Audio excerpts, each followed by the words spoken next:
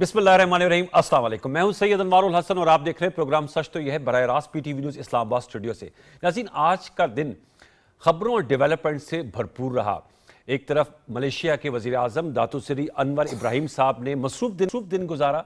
वफाकी दारुल हुकूमत इस्लामाबाद में 3 रोज़ा दौरे के सिलसिले में आज वो यहाँ इस्लामाबाद में मौजूद थे। वज़ीर आज़म पाकिस्तान मोहम्मद शहबाज शरीफ साहब से उनकी मुलाकात हुई, वफूद की सतह पर भी और वन ऑन वन मुलाकात हुई। दोनों ममालिक के दरमियान तिजारत, हलाल फूड इंडस्ट्री और इसके अलावा सकाफत और दीगर जो शोबाजात हैं उनमें मुफाहमत की यादाश्तों और मुआहदात पर दस्तखत हुए। वज़ीर आज़म पाकिस्तान की जानिब से कहना था कि पाकिस्तान की कोशिश होगी कि मलेशिया के साथ जो एक्सपोर्ट एरियाज़ हैं, बिलखसूस जो हलाल गोश्त है और हमारा जो बासमती चावल है, इसकी एक्सपोर्ट्स को बढ़ाया जाए और इसके लिए अहदाफ भी मुकर्रर किए गए हैं कि पाकिस्तान की कोशिश होगी, तजवीज़ यही है कि सालाना $200 मिलियन मालियत का जो हलाल गोश्त है वो कोलालमपुर मलेशिया भेजा जाए और इसी तरह सालाना 1 लाख टन बासमती चावल की एक्सपोर्ट को भी यकीनी बनाया जाए। मलेशिया के वज़ीर आज़म अनवर इब्राहिम साहब ने कहा कि जो तिजारती ताल्लुकात हैं उनको फ़रोग़ देने के लिए अगले माह कराची में तिजारती दफ्तर मलेशिया खोलने जा रहा है। तो एक तो इस हवाले से बड़ी अहम मुलाकातें रहीं। फिर मलेशिया के वज़ीर आज़म अनवर इब्राहिम साहब को पाकिस्तान का जो हाईएस्ट सिविल अवार्ड है निशान पाकिस्तान, उससे भी नवाजा गया। पाकिस्तान और मलेशिया को करीब लाने में अनवर इब्राहिम साहब का बड़ा कलीदी किरदार रहा है। जो साइटेशन पढ़ी गई इस मौके पे उसमें ये बताया गया कि इन्होंने बैसियत वज़ीर भी पाकिस्तान के मुतअद्दिद बार दौरे किए हैं, वज़ीर ख़जाना भी रह चुके हैं, मलेशिया के डिप्टी प्राइम मिनिस्टर भी रह चुके हैं और अब वज़ीर आज़म है। और इसके अलावा उन्होंने खुद भी अपनी गुफ्तगू में कहा कि वो कायद आज़म और इलामा इकबाल के अफकार के बड़े मुतक़िद भी हैं, इकबालियात के स्टूडेंट रहे हैं और इलामा इकबाल और कायद आज़म के फरमुदात जो हैं उन्होंने पढ़े भी और उनको वो फॉलो भी करते हैं। तो इस हवाले से ज़रूर हम गुफ्तगू करेंगे कि जो पाकिस्तान मलेशिया का पोटेंशल है इसको कैसे मज़ीद इसमें इजाफा किया जा सकता है। दूसरी तरफ सुप्रीम कोर्ट ऑफ पाकिस्तान से भी बहुत बड़ी आज की खबर आई है। आर्टिकल 63A की तशरीह के हवाले से रिव्यू पिटीशन चीफ जस्टिस जनाब जस्टिस काजी फैजीसा साहब की सरबराही में 5 रुकनी बेंच ने उन पिटीशंस को आज मंजूर करते हुए सुप्रीम कोर्ट का जो 17 मई 2022 का फैसला था, मेजॉरिटी डिसीजन था आर्टिकल 63A के हवाले से, उसे कलअदम करार दे दिया है। यानी अब जो मुनरिफ अरकान हैं उनके वो डाले गए वोट को गिना जाएगा। आपके इल्म है कि 17 मई 2022 को सुप्रीम कोर्ट ने अक्सरियती फैसला दिया था जिसमें 3-2 के तनासब से आया था और उसके जो राइटर थे वो ऑनरेबल जज जस्टिस मुनीब अख्तर साहब थे, जिसमें उन्होंने कहा था कि जो मुनरिफ अरकान हैं उनका वोट एक तो ना सिर्फ नहीं गिना जाएगा बल्कि वो डिस्क्वालीफाई हो जाएंगे। अब इसको असली हालत में बहाल कर दिया गया है कि वो डिस्क्वालीफाई तो हो जाएंगे लेकिन अगर वो पार्टी लाइन से हट कर वोट डालेंगे तो उसको गिना जाएगा। तो इस हवाले से हम जरूर गुफ्तगू करेंगे। जो मोअज़्ज़ज़ मेहमान शख्सियत हमारे साथ मौजूद हैं उनका तारुफ आपसे करा देते हैं। हमें ज्वाइन किया इंजीनियर खुर्रम दस्तगीर खान साहब ने, मुस्तफ़ी नवाज के मरकजी रहनुमा है, आपका बहुत शुक्रिया। हमें ज्वाइन किया सैयदा शैला रजा साहिबा ने, MNA है पाकिस्तान पीपल्स पार्टी पार्लियामेंटेरियन से, उनका बहुत शुक्रिया। और हमारे साथ टेलीफोन लाइन पर मौजूद हैं एहसन भून साहब, आप सीनियर लॉयर हैं और सुप्रीम कोर्ट बार एसोसिएशन के सदर रह चुके हैं। चूंकि लीगल मामले से जरा स्टार्ट कर लेते हैं एहसन भून साहब की मौजूदगी का फायदा उठा के। एहसन साहब अस्सलाम वालेकुम। वालेकुम अस्सलाम। एहसन साहब बहुत शुक्रिया, thank you very much at this hour, आपने हमें प्रोग्राम के लिए वक्त दिया। मैं जानना चाहूंगा सुप्रीम कोर्ट का जो फैसला है आर्टिकल 63A के हवाले से, इस हवाले से अब ज़ाहिर बात है जब फैसला आता है शॉर्ट ऑर्डर है, तफसीली ऑर्डर तो आएगा, उसमें फिर आप राय फेयर कमेंट कर सकते हैं। एक तो आपका मैं ओपिनियन लेना चाहूंगा, गालिबन जरूर मेरी तस्दीक कीजिएगा, आप लोग ही as supreme court bar petition में गए थे जब ये 17 मई 2022 को फैसला आया था और अब ये जो कलअदम करार दे दिया गया उस फैसले को, क्या कहेंगे आप इस हवाले से? देखें जाकिर साहब, ये पिटीशन मैंने फाइल की थी बायसियत प्रेसिडेंट सुप्रीम कोर्ट बार जी 2022 में मैंने ही फाइल की थी। 2 साल और 5 माह हो गए हैं इसको पिटीशन को। और उस वक्त जब ये फैसला आया था उस वक्त ही मैंने ये पिटीशन इसलिए फाइल की थी कि that amounts to rewriting the constitution for the reason कि एक आइन में मौजूद है, 62 के आइन में ये था कि एक बंदा वोट अपनी पार्टी डायरेक्शन के खिलाफ देगा तो वो गिना ही नहीं जाएगा। इसको कॉन्शियसली पार्लियामेंट ने अमेंड किया और उसके बाद ये आया कि वोट गिना जाएगा लेकिन ये लूज कर जाएगा सीट, मेंबरशिप जी हो जाएगी। ठीक। अब उसके बाद یہ جب آیا فیصلہ تو ہر وقت یہاں بڑی عجیب ایک بات ہوتی ہے کہ جی فیصلے کا وقت کیا ہے. جی ٹائمنگز. فیصلے آپ نے وقت کی ٹائمنگ کی بنیاد پہ فیصلے دینے ہوتے ہیں یا آپ نے آئین کے مطابق دینے ہیں یا قانون کے مطابق. ہوا یہ کہ اسی وقت ہی پٹیشن فائل کر دی میں نے جسٹس عمر عطا بندیال صاحب دی دین چیف جسٹس آف پاکستان کو ریکویسٹ کی کہ آپ اس پہ لارجر بینچ بنائیں یا آپ دوبارہ اس کو سنیں دیکھیں. اس وقت بھی پنجاب گورنمنٹ کا نو کانفیڈنس کا کیس چل رہا تھا. جی. لیکن I had been asking so many time وہ نہیں فکس کر سکے. اس کے بعد یہ پٹیشن لگی اور میں نے ٹی وی چینل کی وساطت سے بھی بہت سارے جو نیشنل ٹی وی چینل ہیں پرائیویٹ نجی ان کی وساطت سے ہمیشہ کہتا رہا کہ ہماری پٹیشن پڑی ہوئی ہے اس کو سنیں. ہم نے جسٹس قاضی فائز عیسیٰ صاحب کو بھی میری بار ایسوسی ایشن نے بار کونسل نے بھی کہا کہ ہماری پٹیشن انہوں نے کہا کہ یہ ہم کانسٹیٹیوشنل کیسز سن رہے ہیں اس کے بعد جو فیصلہ آئے گا جو بات ہوگی ہم اس کو بھی فکس کریں گے. جی. اب انہوں نے فکس کر دی. اب سب سے پہلی جو بات ہے اس میں کسی پارٹی کے خلاف فیصلہ نہیں ہے کوئی کنٹیسٹنٹ نہیں ہے اس میں کوئی کسی کے خلاف نہیں ہے. یہ ایک آئینی تشریح کا فیصلہ تھا اور میری پٹیشن جس 2023 کا جو رپورٹڈ ججمنٹ ہے وہ بھی سپریم کورٹ بار ایسوسی ایشن کی طرف سے ہے جس میں میری پٹیشن کا ریفرنس دے کے انہوں نے اپنے جو 186A کا ریفرنس ہے 186 کا ریفرنس ہے پریزیڈنٹ صاحب کا اس کو اور ایک پی ٹی آئی کی پٹیشن تھی اس میں علی ظفر صاحب وکیل تھے تو انہوں نے وہ ساری آرگو کی تھی. ان تینوں پٹیشنوں کا ایک ہی فیصلہ آیا تھا. تو سر یہ کیا وجہ ہے کہ یہ رائے سامنے آ رہی ہے بالخصوص پاکستان تحریک انصاف کے لائرز کی جانب سے کہ اس سے فلور کراسنگ کے فلڈ گیٹس کھل جائیں گے؟ دیکھیں یہ بالکل میں یہ بات کو اس حوالے سے کرتا ہوں کہ اگر آپ نے یہ امینڈمنٹ کرنی ہے تو پارلیمنٹ نے کرنی ہے. تحریک انصاف کے دوستوں کو چاہیے گورنمنٹ اپوزیشن سارے مل بیٹھ کے یہ بات کریں. ججوں کا کام نہیں ہے کہ آئین کی میں ترمیم کریں یہ پارلیمنٹ کا کام ہے. جی. اسی لیے میں نے اس وقت کی میری آپ فیصلے کے فوراً بعد کا جو ریاکشن تھا میں نے اس وقت بھی سپریم کورٹ کے باہر کھڑے ہو کے کہا تھا this amounts to abrogation of constitution this amounts to mutilation of constitution اور یہ آرٹیکل 6 کی جو ہے وہ ان آپریشن آئے گا. دیکھیں انڈر دی گارب آف انٹرپریٹیشن آپ جب پروویژنز آف لا کو آئینی پروویژنز کو ریڈنڈنٹ کر دیں تو آپ یہ ساتھ کہتے رہے کہ نہیں ہم مورل اور کینسرس بالکل ہے. اگر آپ اس کو کرنا چاہتے ہو تو اسمبلی کے فلور پہ کریں. ٹھیک ہے. اچھا احسن مول صاحب ایک اور میں آپ سے نکتہ اٹھاؤں گا. آپ نے صحیح کہا کہ اسمبلی کے فلور پہ اس کو ترمیم اس پہ لے کر آئے لیکن آپ والی بات جو آج چیف جسٹس صاحب کے بھی ریمارکس تھے کہ جج نہیں سیاسی جماعتوں کو ڈکٹیٹ کر سکتے کہ کس ان کا ووٹ شمار ہوگا یا نہیں ہوگا. ایک اور نکتہ کیونکہ بیرسٹر علی ظفر صاحب نے بائیکاٹ کیا اس پروسیڈنگز کا آج لیکن وہ عدالتی معاون مقرر ہوئے اور اس پہ انہوں نے گفتگو بھی کی اور اس کو پھر چیف جسٹس صاحب نے سراہا بھی. لیکن ان کا یہ کہنا تھا باہر آ کر میڈیا سے بات کرتے ہوئے کہ ہم بینچ کی کنسٹیٹیوشن کے خلاف ہیں کہ جس طرح بینچ کنسٹیٹیوٹ کیا گیا. میں آپ کو یہ بات کہوں کہ اس وقت بھی ان پی ٹی آئی کے وکلاء صاحبان کو میں نے یہ عرض کیا تھا کہ میں 2001 میں وائس چیئرمین تھا پروونشل بار کونسل کا. ان کے جو سربراہ ابھی سینیٹر احمد خان صاحب ہیں اور یہ سارے لوگ اس وقت سپریم کورٹ بار اور پاکستان بار کونسل میں تھے. ہم نے اس وقت سے یہ ایجیٹیٹ کیا کہ supreme court practice and procedure act آنا چاہیے.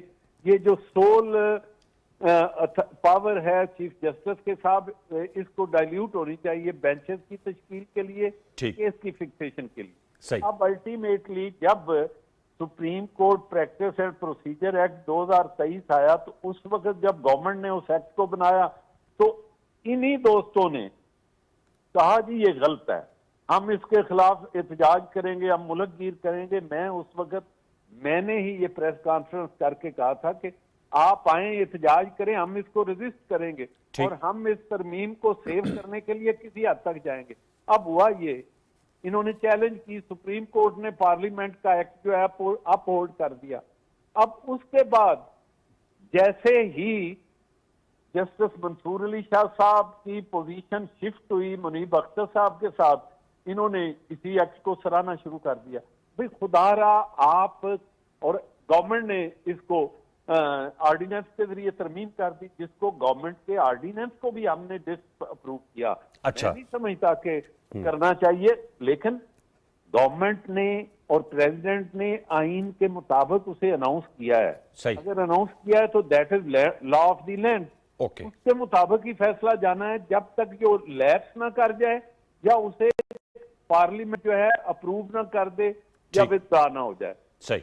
इसलिए मैं समझता हूं कि इनका ये कहना कि बेंच मुतनाज़ है, फिर अपनी अपनी मर्जी के बेंच बनवा कर, इनके पास कारपेंटर बहुत सारे हैं, वो अपनी अपनी बेंच बनवा कर अपनी अपनी मर्जी के बंदे बिठा कर उन पे लेकिन सर वो एक बात आते, फिर मैं खुरम साहब के पास जाऊंगा और शैला साहबा के सामने के पास कि मुनीब अख्तर साहब, जस्टिस मुनीब अख्तर साहब ही ऑथर थे जिस फैसले के खिलाफ आपने बहसियत सुप्रीम कोर्ट बार के सदर के रिव्यू पिटीशन दायर की थी। उसके ऑथर जस्टिस मुनीब अख्तर साहब ही थे जो इस बेंच का हिस्सा नहीं थे, और जो 2 जजेस जिन्होंने उस वक्त डिसेंटिंग नोट दिया था वो इस 5 रुकनी बेंच का हिस्सा थे। मैं आपको और ये अर्ज करूं, सुप्रीम कोर्ट रूल्स जो हैं सर, सुप्रीम कोर्ट रूल्स जो हैं उनका रूल 26(8) जो है, सब रूल 8 जी, वो प्रोवाइड करता है कि बेंच जो है एज फार एज प्रैक्टिकेबल उन जज साहबान का बनाया जाएगा। ओके। अब बात यह है कि 2 जज साहबान मौजूद थे इसी बेंच में जिन्होंने उस बेंच में, तीसरे जज साहब थे जनाब जस्टिस मुनीब अख्तर। जस्टिस मुनीब अख्तर ने उन्होंने लेटर लिख के उन्होंने कहा कि इस बेंच में मैं नहीं बैठ सकता जिस तरह ये हुआ है। इसी तरह चीफ जस्टिस ऑफ पाकिस्तान उस वक्त जनाब उमर अता बंदयाल थे। उमर अता बंदयाल साहब जो हैं वो रिटायर हो गए। चौथे नंबर पे थे जनाब एजाजुल एहसन साहब, वो रिटायर हो गए। अब चीफ जस्टिस ऑफ पाकिस्तान ने रिप्लेस किया चीफ जस्टिस ऑफ पाकिस्तान को, एजाजुल एहसन साहब की जगह अमीनुद्दीन आ गए। अमीनुद्दीन भी चौथे नंबर पे हैं, वो भी चौथे नंबर पे थे। वैसे ये एक कोइंसिडेंस है। उसके बाद ये भी चीफ जस्टिस साहब ने अदालत में कहा कि मैंने जस्टिस मंसूर अली शाह साहब को रिक्वेस्ट की है, वो भी नहीं बैठना चाहते, मुनीब साहब भी नहीं बैठना चाहते। तो गुजारिश ये है कि अगर कोई जज नहीं बैठना चाहता तो चीफ जस्टिस उसको पकड़ के खींच के नहीं बैठा सकते। Okay, thank you very much Ahsan Bhoon साहब, बहुत शुक्रिया। कॉन्स्टिट्यूशन बिल्कुल ठीक थी और आइन और कानून के मुताबिक। ठीक है, बहुत शुक्रिया एहसन भून साहब, साबिक सदर सुप्रीम बार और जो पिटिशनर थे, रिव्यू जो दायर हुई उसमें आप ही थे, आपने उनकी सारी गुफ्तगू सुनी, आपका बहुत शुक्रिया। खुरम दस्तगीर साहब, सर आपसे मैं जानना चाहूँगा, इस पर आपका भी कमेंट लेना चाहूँगा। ये जो फैसला आया है तो जो इस पर पॉलिटिकल रिएक्शन भी आ रहा है, ये तो हमने लीगल इश्यूज डिस्कस किए एहसन भून साहब से, आपसे मैं सियासी तौर पर पूछना चाहूँगा कि इसके टाइमिंग्स के हवाले से इतराज़ात है, वो तो उन्होंने बता दिया कि बिल्कुल सही बात है, जो जज साहिबान हैं वो टाइमिंग्स को नहीं देखते, लेकिन जो आज मौलाना फजल रहमान साहब की जानिब से भी बात आई कि इसको जो फैसला आया है वो अदालती फैसला, इसको हम कबूल करते हैं, लेकिन इसको मैच फिक्सिंग या खुदा ना खास्ता खरीदो फरोख्त के लिए ना इस्तेमाल किया जाए। क्या कहेंगे खुरम साहब, आप क्या कहेंगे इस हवाले से? जी, इसलिए कि हमें ये भूल गया है कि ये फैसला जिसको आज कलअदम करार दिया, ये किन हालात में आया था। आज से 2 साल पहले सुप्रीम कोर्ट ने चंद हफ्तों में पहले एक फैसला किया, फिर उस फैसले को उल्ट कर हमजा शहबाज की पंजाब हुकूमत 12 करोड़ पाकिस्तानियों की, उसे उल्ट दिया।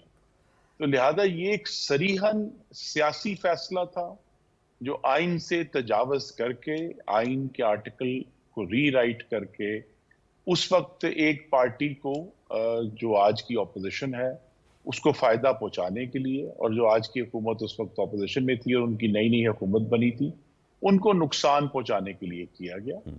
और ये बात बिल्कुल दुरुस्त है कि इस फैसले का किसी जमात से कोई ताल्लुक नहीं है।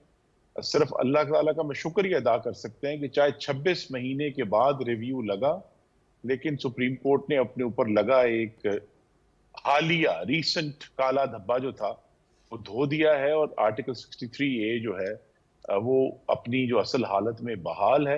और 63A के बारे में भी अर्ज करना जरूरी है कि ये सबसे पहले सियासी जमातों के कंसेंसस से जुलाई 1997 में आइन का हिस्सा बना था, और फिर उसके बाद 2010 में फिर सियासी जमातों के कंसेंसस से 18वीं तरमीम में उसको दोबारा लिखा गया, सब्स्टिट्यूट किया गया, تو جو کمٹمنٹ ہے سیاسی جماعتوں کی فلور کراسنگ کے خلاف جی وہ 63A خود اس کا ثبوت ہے.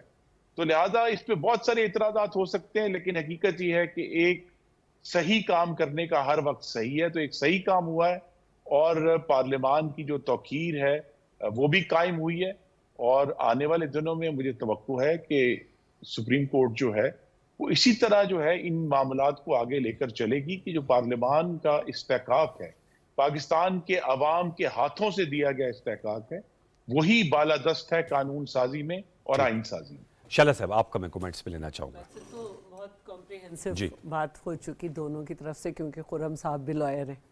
نہیں، خرم صاحب انجینئر ہے، میں نے ان کے نام کے ساتھ انجینئر لکھتا ہوں. ماشاءاللہ بہت تعلیم یافتہ ہے. لیکن چونکہ اللہ تعالیٰ نے موقع دیا پارلیمان میں وقت گزارنے کا، تو اب قانون کے بارے میں بھی معلوم ہے. میں تو یہی سمجھتی 18ویں آئینی ترمیم کے وقت تو میں خود ووٹ دینے والوں میں شامل تھا. جی جی چلیں دیکھیں، یہ بہت اچھی بات ہوئی، اور اس کی تشریح جو ہے وہ بحال، مطلب اس کو کوئی ضرورت ہی نہیں تھی چھیڑ چھاڑ کرنے کی، بڑا واضح سب کچھ تھا.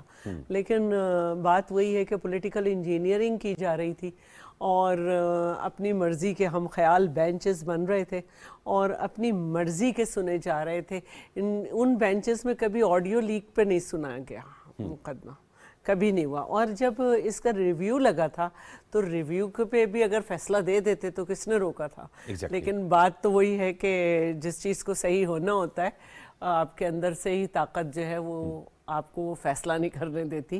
تو اگر لیکن اب آپ کے مخالفین بھی یہی اسی قسم کے الزامات لگا رہے ہیں. دیکھیں، ان کا تو کام ہی الزام لگانا نہیں، ہے. جیسے آپ سابقہ بینچ پہ لگا رہے ہیں نا، ہم خیال کہہ رہے ہیں. احسن بھون صاحب جو ہیں وہ بار کے صدر رہ چکے ہیں، اور ان کا کہنا ہے کہ انہوں نے ہی ریویو میں ڈالا تھا سب سے پہلے. تو اس کو بھی آپ دیکھیں کہ سپٹمبر 2023 کا ریویو ہے، تو کیوں نہیں سنا گیا؟ پانچوں نے اس کو بس فیصلے کو لپیٹا اور ختم. تو سن لیتے. ہاں، سننا چاہیے آپ کے بعد، اس کی بھی ٹائم لائن ہونی چاہیے ریویو کی. جب وہ نہیں سنا تو اب جس وقت سن لیا گیا تو اس پہ اعتراض نہیں ہونا چاہیے. دوسری بات یہ ہے کہ بڑا واضح ہے کہ پارلیمانی لیڈر کے کہنے پہ جو ہے ووٹ کا استعمال ہوگا، اور اگر نہیں ہوگا تو پھر ظاہر ہے کہ اسپیکر کے تھرو پارلیمانی لیڈر جو ہے کمپلین کرے گا، اور پھر الیکشن کمیشن بلا کے سارا سب، تو پھر اس کو ووٹ دوبارہ لینا ہوگا. تو یہ کوئی آسان بات نہیں ہے. آپ کے ناقدین یہ کہتے ہیں کہ یہ راہ ہموار اس سے ہو جائے گی، کیونکہ آپ کو ووٹ درکار ہے نا 224. دیکھیے، آپ کیسے ممبر اسمبلی کو ووٹ کے رائٹ سے روک سکتے ہیں اگینسٹ پارٹی لائن بھی؟ دیکھیں، اس کا رائٹ ہے. اچھا، پھر اس کی کیا سزا ہے وہ ایک الگ بات ہے. لیکن اگر آپ یہ بھی نہیں کریں گے تو پھر تو موشن آف نو کانفیڈنس بھی نہیں آ سکے گی کبھی بھی. اس کا مطلب ہے وہ بھی معطل ہو جائے گا. تو آپ نے جو ہے وہ آئین کو جو ہے اب اگر کرنا ہے اس پہ آ جاتے ہیں، بیٹھ جاتے ہیں. ٹھیک ہے. اب جو ایک چیز ہے جس کے سگنیٹری ہیں سب کہ کانسٹیٹیوشنل کورٹ ہونی چاہیے، اس پہ بھی مسائل ہیں. اس پہ بھی کہہ دیتے ہیں ٹائمنگ کیا ہے. تو کب ٹائمنگ ہوگی؟ آج بھی مولانا فضل الرحمان صاحب، آپ لوگ تو ان سے مذاکراتی عمل میں آپ پیش ہیں، وہ آج بھی کہہ رہے تھے کہ اجلت کیا ہے. انہوں نے تو کہا ہے کہ SCO کے اجلاس تک اس کو مؤخر کر دیں. تو کس نے کہا کہ کل ہے اجلاس؟ اچھا، ابھی تک کوئی تاریخ نہیں آئی نیشنل اسمبلی کی، تو سیشن کی کوئی تاریخ نہیں آئی ہے. اور یقیناً ہم بھی سمجھتے ہیں کہ جتنا کنسنسس ہو جائے زیادہ ہے، کیونکہ حکومت کی طرف سے 3-4 دفعہ یہ بات آ چکی ہے کہ ہمارے پاس نمبر پورے ہیں، لیکن نمبر سے بھی زیادہ جو ہے جو اصل خوبصورتی ہے وہ یہی ہے کہ جتنا زیادہ نہیں، نمبر پورے نہیں تھے اس لیے نہیں پاس ہوئی نا سنڈے کو جو ہونی تھی. مطلب یہ بات آئی ہے. لیکن اس کے باوجود حکومت نے بھی یہ سمجھا کہ ہمیں کنسنسس زیادہ سے زیادہ کرنا چاہیے، اور ہم کر رہے ہیں. لیکن اب کوئی ہمیں وقت نہ بتائے. پارلیمان کا کام ہے جو ہے وہ لیجسلیشن کرنا پہلے دن سے آخری دن تک. تو اب ہمیں کوئی یہ بتائے کہ فلاں دن اچھا ہوگا تو غیب کا علم اس کے پاس ہو سکتا ہے، ہمارے پاس تو نہیں ہے. اچھا خرم صاحب، یہی سوال سر آپ کے سامنے رکھتا ہوں، کیونکہ یہ کل اسلام آباد میں احتجاج کی کال بھی دی ہوئی ہے پاکستان تحریک انصاف نے، اور آج وزیر داخلہ محسن نقوی صاحب نے کہا، جو کہ انہوں نے اس لحاظ سے تو بجا کہا کہ غیر ملکی مہمان اور ہم ملیشیا کے وزیر اعظم جو ہیں وہ اس وقت اسلام آباد میں موجود ہیں، کل بھی ان کی ایکٹیویٹیز ہیں. پھر SCO کا سربراہی اجلاس ہونے جا رہا ہے پاکستان میں، عالمی سطح کے رہنما سربراہان مملکت اس میں شریک ہونے جا رہے ہیں، لہٰذا اس کو مؤخر کر دیا جائے. لیکن جو پاکستان تحریک انصاف ہے ان کا یہ کہنا ہے کہ ہم تو حقیقی آزادی اور عدلیہ کی اعلیٰ عدلیہ کی آزادی کے لیے احتجاج کرنے جا رہے ہیں، لہٰذا ہم آئیں گے.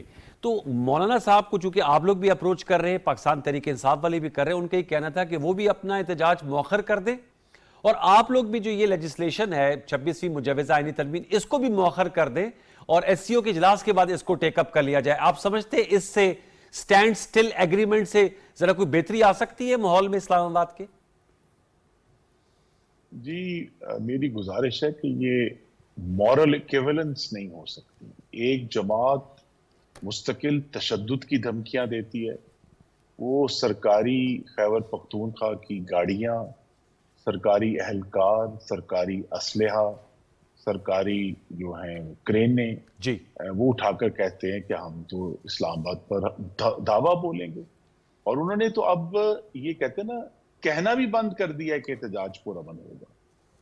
تو پھر وہی آئین جس کے تحت یہ کہا جاتا ہے کہ یہ احتجاج کا حق ہے، وہ یہ کہتا ہے کہ انسائٹمنٹ ٹو این اوفینس کو کسی بھی طرح آئینی تحفظ حاصل نہیں ہے. یعنی قانون توڑنے کی اگر کوئی ترغیب دے گا تو وہ نہ ہی احتجاج ہے اور نہ ہی وہ اظہار رائے. تو لہٰذا ان کو جو جماعتیں پاکستان کی بڑی جماعت ہونے کی دعوے دار ہیں، انہیں پاکستان کے اعلیٰ مفادات کا تحفظ بھی کرنا ہے. ہر چیز سیاسی اقتدار کی ہوس کی بھیٹ نہیں چڑھائی جا سکتی. انہیں اندازہ ہونا چاہیے کہ ملیشیا کے ساتھ پاکستان کے کتنے دیرینہ تعلقات ہیں، خاص طور پہ بطور ایک برادر اسلامی ملک ہونے کے، ایک جو ہے وہ سمجھے درمیانے ترقی یافتہ ملک کی حیثیت سے. تو جو ہمارے تعلقات ہیں، کیا اس کو اپنے اقتدار کی بھیٹ چڑھا دیں؟ آؤٹ ریچ کیوں نہیں کر لیا جاتا پاکستان تحریک انصاف کی لیڈرشپ سے سر؟ جیسے آپ لوگوں نے آؤٹ ریچ ہم 10 سال سے کر رہے ہیں. میں آپ کو یاد کرا دوں کہ ستمبر 2014 میں چائنا کے صدر نے آنا تھا سی پیک کے دستخط کے لیے. جی اس وقت بہت دست بستہ درخواست کی گئی تھی اسی انتشاری جتھے سے کہ آپ کچھ دن کے لیے اپنا دھرنا مؤخر کر دیں، چائنا کے صدر آ کر چلے جائیں، دوبارہ آ کر بیٹھ جانا. لیکن ہماری درخواست نہیں مانی گئی. یہی درخواست ان سے اکتوبر 2016 میں کی تھی، نہیں مانی. پھر کی تھی مئی 2022 میں 25 مئی کو، نہیں مانی. اور اصرار کیا کہ ہم اسلام آباد کے اندر آ کے میٹرو اسٹیشن اور درختوں کو آگ لگائیں گے. اور یہی جو درخواست ہے ان سے 9 مئی کو بھی کی گئی تھی، لیکن وہ نہیں مانتے. کیونکہ یہ سارا جو مقصد ہے یہ احتجاج کا، یہ دیکھیں نہ ہی جمہوریت ہے، نہ ہی کوئی پاکستان کے عوام کی فلاح ہے، نہ ہی کوئی آئینی جو ہے وہ بہتری ہے. صرف مقصد یہ ہے کہ ایک مستقل انتشار اور سراسیمگی کی فضا قائم رکھنی ہے، جس میں ہم سمجھتے ہیں کہ ان کا سیاسی فائدہ ہے. جبکہ دوسری طرف پاکستان کے اعلیٰ ترین مفادات جو ہیں خارجہ پالیسی کے بھی، پاکستان کے معاشی مفادات بھی، بڑے عرصے کے بعد ملک میں معاشی استحکام واضح طور پر نظر آ رہا ہے، پوری دنیا اس کو ایکنالج کر رہی ہے. اور صرف یہ امپریشن دینا، جو آئے ہوئے ہمارے مہمان ہیں، چاہے وہ ملیشیا کے وزیر اعظم ہیں یا آنے والے جو ایس سی او کے سربراہان ہیں، کہ پاکستان تو بہت ہی انسٹیبل ہے اور پاکستان میں تو استحکام نہیں ہے، یہ پاکستان کے عوام کے معاشی مستقبل سے کھیلنے کے مترادف ہے، اس کو انڈرمائن کرنے کے مترادف ہے. تو لہٰذا زیادہ جو بار ہے وہ احتجاج کرنے والوں پر ہے، کیونکہ ایس سی او تو مؤخر نہیں ہو سکتا. ملیشیا کے وزیر اعظم کو ہم زبردستی واپس نہیں بھیج سکتے کہ جناب اسلام آباد میں کل جو ہے وہ اپنا مان کی صورتحال ہوگی تو عذرائے کرم آپ تشریف لے جائیں. ان کا فرض ہے کہ وہ پاکستان کے مفادات کو پہچانے، پاکستان کے جو عوام کا مستقبل جڑا ہوا ہے اس کو پہچانے، لیکن وہ اس کو دیکھنے سے آ رہی ہیں. اور یہ ایک بات جو آئینی ترمیم کے حوالے سے جڑی کہنا چاہتا ہوں کہ اگر یہ جو لوگ سب اس کے اوپر اعتراض کر رہے ہیں وہ کہیں جناب اگر آپ یہ والی ترمیم اس کے اندر ڈال دیں تو ہم بھی اس کے لیے ووٹ دے دیں گے، لیکن وہ یہ تعمیری کام کرنے کے لیے تیار نہیں ہے، وہ صرف مخالفت کے لیے اور انتشار پھیلانے کے لیے تیار ہے. تو پھر شلہ صاحبہ جو خرم صاحب نے آرگومنٹ دیا، پھر یہ سیاسی تناؤ یا درجہ حرارت اس پہ کمی کیسے آئے گی؟ انہوں نے کہا کہ انتشاری ٹولہ نام لیا ان کا، احتجاج کی اجازت نہیں دی جائے گی. وہ کہہ رہے ہیں ہم نے احتجاج کرنا ہے. آپ لوگوں نے بھی ان کے دور میں لانگ مارچ کی تھی، خرم دستگیر صاحب کی جماعت نے بھی کی تھی. ہم نے کی تھی، لیکن ہم نے یہ کہا تھا کہ ہم دھرنا نہیں دیں گے، آئیں گے اپنا احتجاج جو ہے رقم کرائیں گے اور چلے جائیں گے. اور پھر یہی ہوا کہ ہم بہت سارے لوگ جو لانگ مارچ میں تھے وہ اسلام آباد میں انٹر بھی نہیں ہوئے تھے، چیئرمین نے اسپیچ کی اور ختم ہو گئے.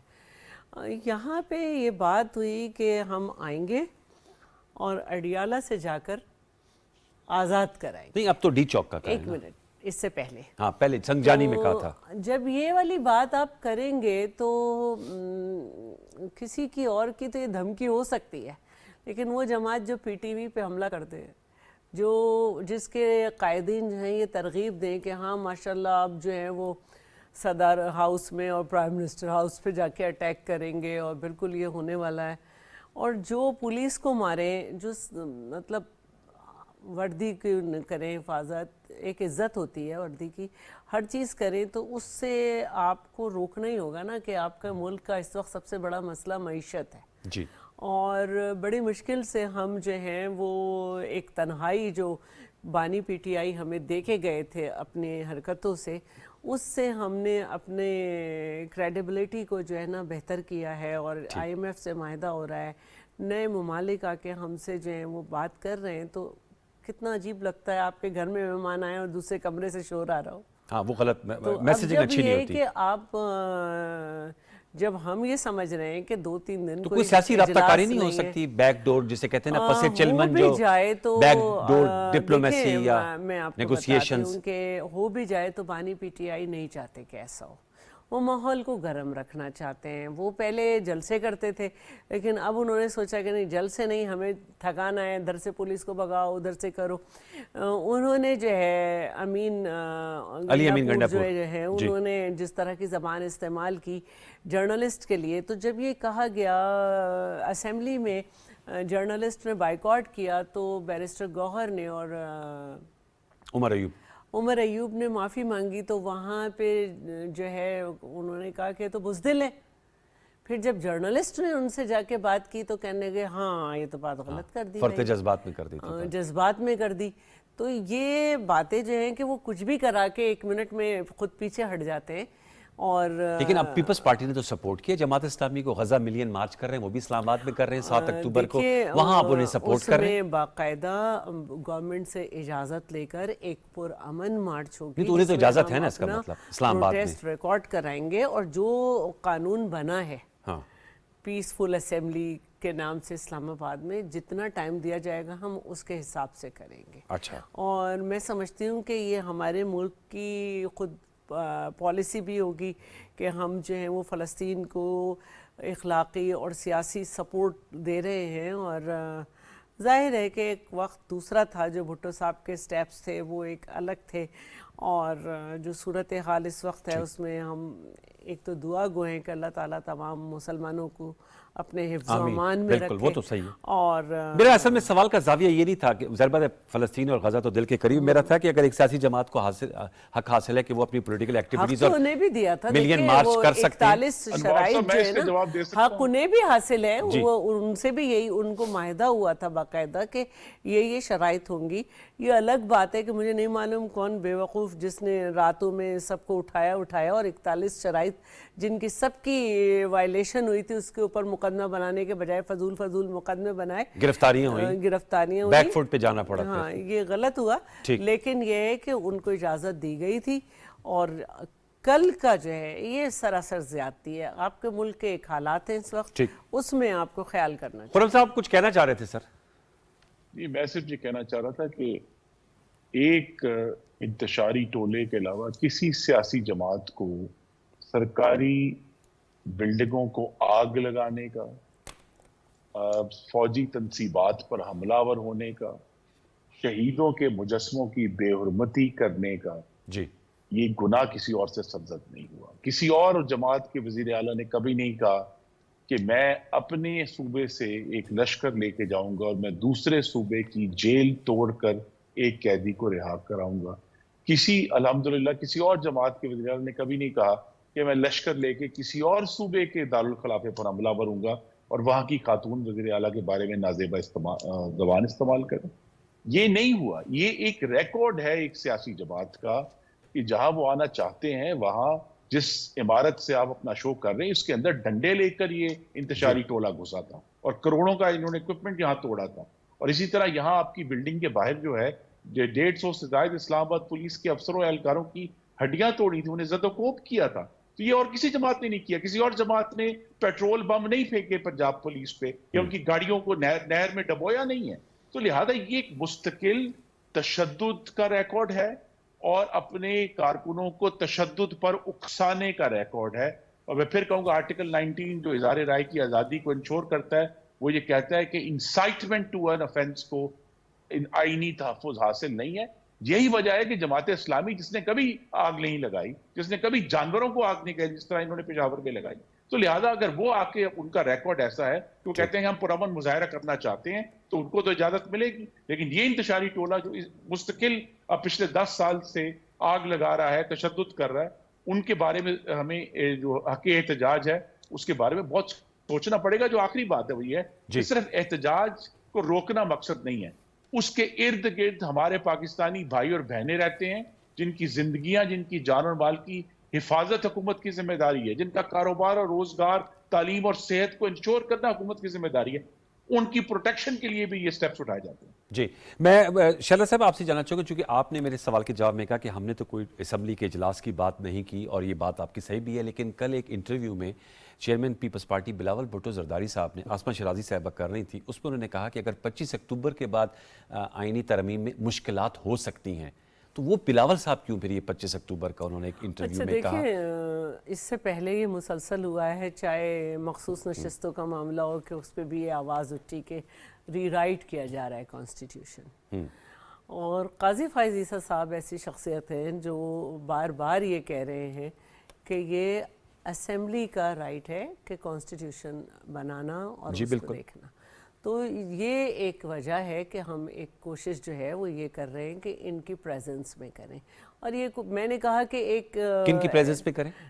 काजी फाइज ईसा की प्रेजेंस में करें। अच्छा। और ये कोई हमारी ख्वाहिश बुरी नहीं है, क्योंकि ये हमारी ख्वाहिश तो जब की है जब COD जो है बना था, उसमें 18 साल बीत गए, लेकिन आप लेकिन इस हम ख्वाहिश को पूरा करते करते वक्त नहीं आ सका। जाहिर है इंसान सोच रखता है, उस वक्त तो कोई ऐसी बात नहीं थी।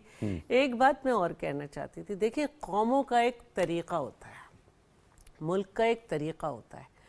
कुछ अरसे पहले शहीद इब्राहिम रईसी आए थे जी, तो सिंध में छुट्टी हुई, फिर वो पंजाब में छुट्टी हुई, इस्लामाबाद में छुट्टी हुई, मुल्क को सजाया गया और इंसान अपनी सकाफत उनको दिखाता है। अब एक आए हुए हैं, वो आपके इकबालियात को पढ़ रहे हैं, वो कायदे आज़म का जिक्र कर रहे हैं, और हम जो हैं वो यहाँ पर जो है ये सूरत हाल हो। मुझे बड़ा अफसोस है कि कल भी प्राइवेट स्कूल्स ने डर की वजह से छुट्टी की है इस्लामाबाद में। तो ये बहुत अफसोस की बात है कि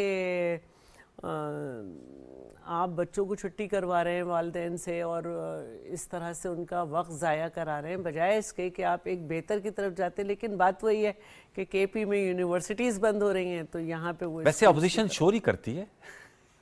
हमने तो ये देखा ज़्यादातर अपोजिशन के शोर करने से स्ट्रीट में एजिटेट ही करते हैं। मैं ये समझती हूँ कि पाकिस्तान पीपल्स पार्टी बहुत अच्छी अपोजिशन है। अच्छा, बहुत अच्छी अपोजिशन का किरदार अदा करती है, लेकिन हमको जो किरदार जहां अदा करना है वहां पे करना है। मैं खुरम साहब आपसे ये भी जानना चाहूंगा, चूंकि आप मौजूद हैं सर, थोड़ा सा जरा मलेशिया के साथ, चूंकि आपने कहा भी कि ज़ाहिर बात है मलेशिया ने अपने आप को इकोनॉमिकली बहुत ग्रो किया है, मलेशिया के साथ पाकिस्तान के एक तो हलाल फूड के हवाले से आज जो बात हुई, प्राइम मिनिस्टर शहबाज शरीफ साहब ने कहा, आप समझते हैं कि what we can learn from Malaysia, हम मलेशिया से क्या लर्न कर सकते हैं? हमने जी 2-3 जी प्लीज सर, गो अहेड। बातें हैं जी बड़ी अहम।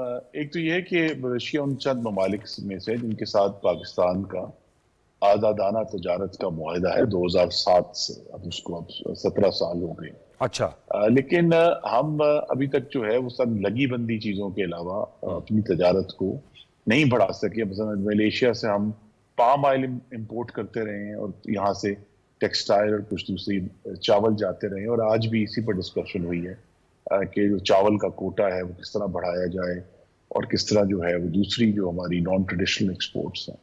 लेकिन असल जो बात हमने सीखनी है वो ये है कि मलेशिया ने अपने निज़ाम में जो जदीदियत लेकर आए हैं, बहुत सारे लोग हम में से कोलालमपुर गए हैं, वो निज़ाम में जो जदीदियत लेकर आए हैं जिसके ज़रिए उन्होंने बैनुल-अक़वामी जो सरमायाकारी है उसको अट्रैक्ट किया, और दुनिया की बहुत सारी बड़ी कंपनियां जो हैं उनके प्लांट्स मलेशिया में हैं जहाँ से वो एक्सपोर्ट करते हैं। तो हमें ये भी सीखना है कि अपने निज़ाम के अंदर जदीदियत और आसानी लेकर आनी है, ताकि यहाँ जो बैनुल-अक़वामी फर्में हैं वो अपने प्लांट्स कायम करें, जिससे पाकिस्तानियों को रोजगार भी मिले, हमारी एक्सपोर्ट्स भी बढ़े। दूसरा, मैं ज़ाती तौर पर मलेशिया का बहुत बद्दा हूँ। अच्छा। उन्होंने जदीदियत और दीन के दरमियान Yes. जो तवाज़ुन कायम किया है, वो हमारे लिए बड़ा मशअल रहा है कि हमें समझना है कि जो दीन का आप वहाँ जाएं तो मेरे ख्याल में बहुत ही वाकई हम कह सकते हैं सुमो सलात के पाबंद मुसलमान जी। आपको हर तरफ नजर आएंगे, लेकिन उसका ये मतलब नहीं है कि उन्होंने किसी को जबरदस्ती करके रोका हुआ है कोई जो भी जदीदियत के नए तकाजे हैं उसके मुताबिक। तो लिहाजा वो जो एक टॉलरेंस है सोसाइटी में, जो एक रवादारी है, वो एक बहुत बड़ा सबक है, क्योंकि उस रवादारी का फिर जो ताल्लुक मैं जोड़ना चाहता हूँ उस ओपननेस से जिसके जरिए उन्होंने बैनुल अक़वामी सरमायाकारी जो है वो अपनी तरफ अट्रैक्ट की है। ये दोनों चीजें साथ साथ चलती हैं। और बाकी ये है कि जो मलेशिया एक ग्रोइंग मुल्क है और जितने हमारे वहाँ पाकिस्तानी जो है वो बहुत ज्यादा लोग विजिट भी करते हैं, और पाकिस्तान की कुछ कंपनियों के बल्कि शोरूम्स भी हैं कुआलालंपुर में, लेकिन ये कि वहाँ ज्यादा हमें जो टेक्निकल कोऑपरेशन है और इंडस्ट्रियल कोऑपरेशन है उसको उस पर तवज्जो देनी, किस तरह जॉइंट वेंचर्स किए जा सकते हैं कि बहुत सारी कंपनियां जो मलेशिया में मौजूद हैं वो पाकिस्तान में आकर फैक्ट्रियां लगाएं, लेकिन उससे पहले जिस तरफ शहबाज शरीफ साहब उनकी हुकूमत ने आगाज किया है कि अपना अंदरूनी रिफॉर्म करें ताकि हम भी इंटरनेशनल इन्वेस्टमेंट अट्रैक्ट कर सकें। सर, प्रोटॉन उनकी जो कार मैन्युफैक्चरिंग है, उन्होंने इफ आई रिकॉल अपना कारखाना यहाँ पर कोई जॉइंट जेवी हुआ था, लेकिन वो इतना फिर चल नहीं सका। खुर्रम साहब, एक जॉइंट वेंचर तो हुआ था। जी देखिए ना जी, हमारे हम सारा वक्त जो है वो अंग्रेजी में कहते हैं फायर फाइटिंग, जो लगी हुई आग है वो बुझाने में सर्व कर देते हैं जी। बस मैं बड़ी अगरचे सियासी एग्जाम्पल है कि अगर जब बैनुल अक़वामी अभी सरबराहान आएंगे चंद दिनों बाद और उनके साथ कुछ ज़ाहिर है बिजनेसमैन भी आते हैं, उनके स्टाफ के लोग भी आते हैं बड़ी तादाद में जी, अगर वो यहाँ से देखेंगे कि पाकिस्तान में अमन है और हमारे शहर रवां दवा हैं और जो है रोशन है, तो वो वहां जाके दूसरे लोगों को बताएंगे कि पाकिस्तान अब स्टेबल है और यहाँ इन्वेस्टमेंट हो सकती है। लेकिन अगर वो आएंगे यहाँ उन्हें ये खबर आएगी सड़कों से कि इधर से जनाब वहां तो आंसू गैस चल रही है और वहां जो लोग जो हैं वो पुरतशद्दुद एहतजाज हो रहा है और लोग जो है पुलिस के ऊपर हमले कर रहे हैं, तो फिर वो ये कहेंगे कि पाकिस्तान में इन्वेस्टमेंट जो है उसको हम मौखर कर देते हैं, कुछ साल बाद दोबारा जाएंगे तो फिर देखेंगे कि पाकिस्तान में इन्वेस्टमेंट, और ये बार बार पाकिस्तान के साथ हुआ है। तीसरी इशू ये है कि हमारी जो, और ये भी इस सारे सियासी डिस्कशन से जुड़ा हुआ है कि जो मुआशी इस्तेहकाम बड़ी मुश्किल से हासिल हुआ है उसका अगला एक फेज भी आनी है, और अगली फेज वो है कि पाकिस्तान की जो टैक्सेशन का निज़ाम है उसमें जदीदियत लाकर उसको सादा बनाकर आसान बनाकर और दूसरे जो इशू हैं इन्वेस्टमेंट के उसे हम सॉल्व करेंगे तो फिर प्रोटॉन वाली जैसी इन्वेस्टमेंट जो है, क्योंकि हमारे यहाँ ये होता है कि इमरजेंसी लगा के हम पे टैक्सेशन रेज कर देते हैं, हम टैक्सेशन बढ़ा देते हैं, हम अपने दूसरे सिस्टम में तब्दीली करते हैं, जिसकी वजह से जो बैनुल अक़वामी इन्वेस्टर ये चाहता है कि जिस वक्त वो सरमायाकारी कर रहा है उस वक्त जिस चीज का उससे वादा किया गया है उससे फिर हुकूमत इनराफ ना करे। और मुझे दुख से कहना पड़ा कि हमारी सब हुकूमतों ने ट्रेडिशनली उससे इनराफ किया है। तो लिहाजा ये जो नई इन्वेस्टमेंट लाने के लिए हमें अपने जो टैक्सेशन और ओवरऑल इकोनॉमिक पॉलिसी का रजीम है उसको स्टेबलाइज करना पड़ेगा। लोगों को पता हो कि अगले 5 साल टैक्स नहीं बढ़ेंगे।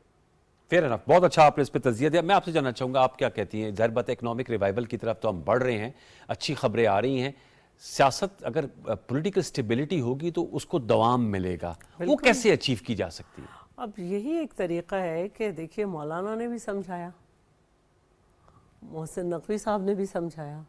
मोहसिन नकवी साहब ने किन को समझाया? समझाया ही है कि भाई कल ना करे। तो एक तो यही बात पहले ही समझा, पहले ही बता देते कि ना करें, जब वो तो अनाउंस कर दी डेट। नहीं, एक बात करूँ ना, अनाउंस था वो ऐसे ही कर रहे हैं ना कि आज यहाँ कल वहाँ परसों वहाँ, तो ये तरीका जो है सही नहीं है। स्टेबल होना है मुल्क को और सही तरीके से चलना है। मैंने पहले ही कहा कि ये तो हमारे खुद अपने तौर तरीके होने चाहिए ना कि हमारे यहाँ कोई मेहमान आ रहा है तो हमें क्या करना है, और ये बहुत अच्छी तरह पता था इन्हें। मैं आप सियासी की तो बात करें, मैं इदारा जाती भी बेहतर है। सुप्रीम कोर्ट के अंदर भी आप देखें 2 जो सीनियर जजेस हैं वो तो बेंच का हिस्सा नहीं बने ना। अब उस पे एहसन भोन साहब खुद ही बात कर चुके हैं कि उन्हें बैठ जाना चाहिए था। अब वो अगर नहीं बने تو وہی بات ہے کہ میں علی ظفر تو ہوں نہیں کہ ان سے کہوں کہ آپ سب ساتھ مل کر بیٹھیں، پھر وہ ہمیں پلٹ کے کہیں کہ آپ ساری سیاسی جماعتیں بھی ساتھ مل کر بیٹھیں. تو یہاں بھی میں سمجھتی ہوں مطلب جتنی فرکشن کم ہوگی تو خرم صاحب جو کہہ رہے ہیں وہ تمام گولز تب ریئلائز ہوں گے نا. بالکل. I hope you agree with this thing. بالکل، اس میں کوئی شک نہیں ہے. اور ہم ایک کوشش کرتے ہیں اسمبلی میں بھی جو ہے بزنس ایڈوائزری کمیٹی بھی ہے، اور کانسٹیٹیوشن کے اوپر بھی ہم نے ایک سسٹم چاہ رہے ہیں کہ یہ ہو جائے. تو اب اگر ایک طریقہ ایک نے کر ہی لیا ہے کہ ہم نے کوئی بات سننی ہے نہ ماننی ہے تو وہ بڑی مجبوری ہے. لیکن میں یہ سمجھتی ہوں کہ پھر بھی جو اسمبلی میں لوگ ہیں وہ چاہتے ہیں کہ بہتری کی طرف، کیونکہ وہ ایک پارلیمنٹری ان کا چہرہ ہے. بالکل وہ چاہتے ہیں. اچھا، تو پھر رکاوٹ کیا ہے؟ رکاوٹ اڈیالہ. اچھا، لیکن اب آپ بلف تو کال کر سکتے ہیں نا کہ اگر کوئی چاہتے ہیں اور اگر آپ کے بقول اڈیالہ ہے تو آپ ان کو انگیج تو کر سکتے ہیں نا. اسمبلی میں تو چل رہا ہے نا، بزنس تو ہو رہا ہے نا. اب رہی بات یہ کہ اس کے باوجود کہ وہ سگنیٹری ہیں کانسٹیٹیوشنل کورٹ کے، لیکن اس وقت جو ہے وہ کہتے ہیں کہ نہیں، ہم یہ کہتے ہیں کہ آپ بیٹھ جائیں، امینڈمنٹس لے کر جو آئے ہیں اس پہ بیٹھ جائیں. مولانا کو بھی ہم نے کہا ہے کہ آپ اپنی آپ تو امینڈمنٹس مسودہ شیئر کر رہے ہیں نا مولانا صاحب سے. کیا پی ٹی آئی سے بھی پیپلز پارٹی جو مسودہ بنائے گی وہ شیئر کرے گی؟ بالکل کریں گے. پی ٹی آئی سے بالکل کریں گے. گے. یہ اچھی بات ہے، ہونا کہا چاہیے. ہے کہ میں تو چاہتا ہوں کہ میں کروں. بالکل. اور مولانا سے دو طرح کی بات ہوئی ہے. ایک تو جو نون لیگ کا مسودہ ان کے پاس ہے جس میں وہ اگر امینڈمنٹ چاہتے ہیں وہ بھی کر دیں اور اپنا بھی دینا چاہتے ہیں. اور میں مرتضیٰ وہاب کا پروگرام دیکھ رہی تھی تو انہوں نے 4 آرٹیکل بتائے تھے جس میں سے 2 مجھے یاد رہ گئے، ایک آرٹیکل 8 اور ایک 51. ہاں، اس پہ بڑی بحث ہوئی آرٹیکل 8 پہ کہ ہے نا وہ مطلب وہ مولانا چاہتے تھے کہ ابھی نہ ہو، تو حکومت نے بہت لچک دکھائی اور حکومت نے کہا کہ ٹھیک ہے ہم نہیں ٹیبل کرتے ابھی. پھر ایک اور آرٹیکل تھا اس میں جو ہے ایک ورڈ کی بات تھی کہ اضافہ جو کیا حکومت نے، اس پر بھی حکومت نے کہا کہ ٹھیک ہے ہم یہ ورڈ واپس لے لیتے ہیں. تو ورڈ ٹو ورڈ گزرنے کے بعد بھی اگر ہم دیر کر رہے ہیں تو اس کا مطلب ہے کہ ہم وقت کی اہمیت کو نہیں سمجھتے. ٹھیک ہے. ٹورڈز دی اینڈ خرم صاحب آپ سر کیا کہتے ہیں؟ آپ بھی سمجھتے ہیں کہ جو پارلیمنٹری چہرہ ہے پاکستان تحریک انصاف کا، یا مولانا صاحب ہیں، ایون اختر جان مینگل صاحب کو بھی ظاہر بات ہے آپ لوگ آن بورڈ کرنا چاہیں گے، بلوچستان کا بھی نمائندگی ہوگی، آئینی ترمیم ہونے جا رہی ہے. آج ہی مولانا صاحب کہہ رہے تھے، آپ نے کہا نا آپ سگنیٹری ہیں، ووٹر ہیں 18ویں ترمیم کے، انہوں نے کہا 9 ماہ ہم اس پر سوچ بچار کرتے رہے، تو اجلت نہیں ہونی چاہیے اس حوالے سے. جی، پہلی بات یہ کہ آئینی ترمیم میں حکومت اور اپنی جو ان کی ہماری جماعتیں ہیں، پاکستان پیپلز پارٹی، ان کے سب کے ساتھ مل کر تمام جماعتوں کو ہم دعوت دیں گے ایک بار پھر اچھا کہ وہ اس آئینی ترمیم کو سپورٹ کریں.